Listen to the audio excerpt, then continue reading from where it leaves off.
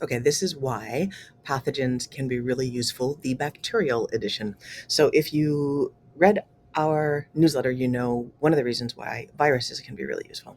And stick around till the end because there's a bigger meaning to this other than just this is really cool science. The fascinating thing about pathogens is that there's a lot more to it than at first meets the eye.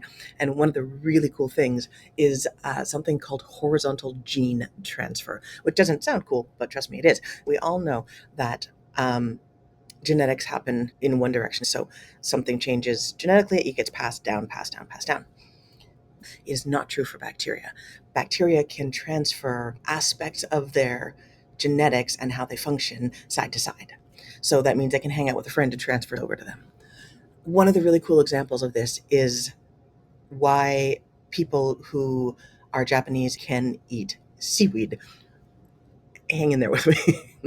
We do not have the necessary enzymes to digest seaweed, but there are bacteria in the ocean that make their living off of digesting seaweed. So, Japanese people living by the sea as they did took sheets of seaweed and made nori out of it. And in the olden days, they didn't bake anything for the most part, from my understanding. I could be very wrong. If you know about Japanese nori tradition, please let me know.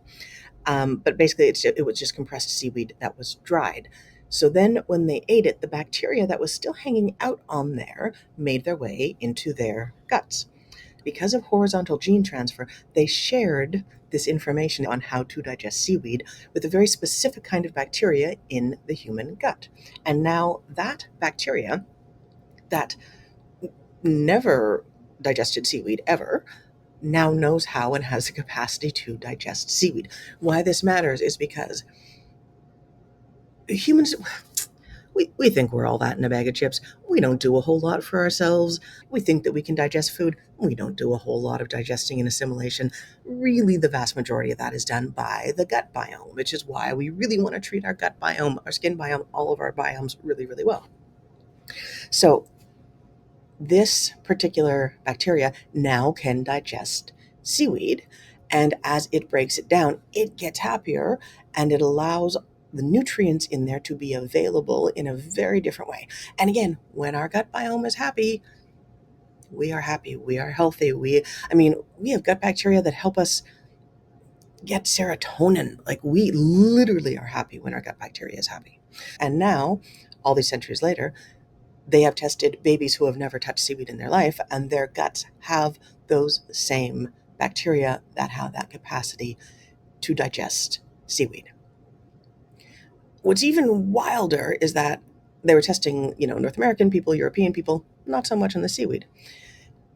But lately, as they've been testing people, they have been finding more and more people who are 100% European in background, living in North America, things like that, who have this bacteria in the gut with the same capacity. So they don't know if that's because they happen to have traveled, their ancestors happen to have traveled. Maybe they were Irish in descent, so they ate a lot of seaweed as well. Maybe this is still horizontal gene transferring between people. They don't know. And this is the part that, thank you for sticking around for it, because one of my favorite things about science is that they don't know. And even when people say and scientists say with a great deal of gravitas, this is the way it is and it will never be any way else, pretty much just wait. Wait a minute, wait a month, wait a year, wait a decade, and somebody will go, huh, or oops. I love those words. And they discover something that means that the thing they previously thought was undoable is now not only doable, but being done. So, 2 points. Point number one, the next time you catch a cold or a flu, maybe it's doing something for you and you don't know what. So, you don't have to be as upset about it.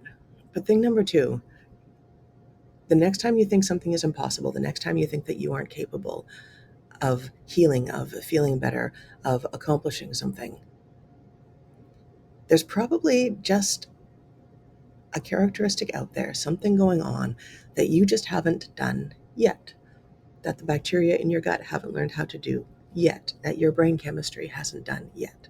That doesn't mean it's undoable. It's just not yet. So this is me being here, yours in hopefulness for what you're going to manage to do tomorrow and tomorrow and tomorrow.